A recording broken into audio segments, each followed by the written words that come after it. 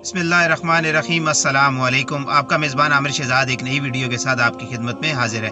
मोअज़्ज़िज़ नाज़रीन, हज़ूर अकरम सल्लल्लाहु ताला अलैहि वालैहि वसल्लम ने फरमाया कि हर चीज़ का एक दिल होता है और कुरान करीम का दिल सूरह यासीन है।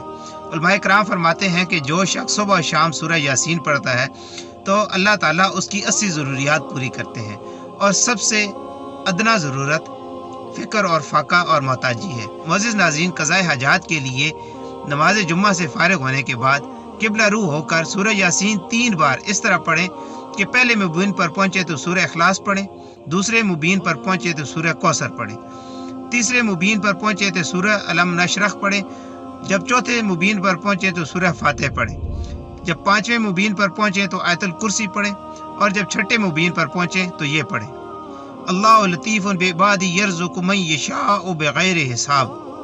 जब सातवें मुबीन पर पहुंचे तो 3 बार दुरूद शरीफ और 7 बार ये दुआ पढ़ें, जिसका तर्जुमा है कि ए अल्लाह, मेरी रोज़ी में इतनी वसअत फरमा कि मैं तेरी मखलूक में किसी का मोहताज न रहूं, और उसके बाद सूरह मुकम्मल करें।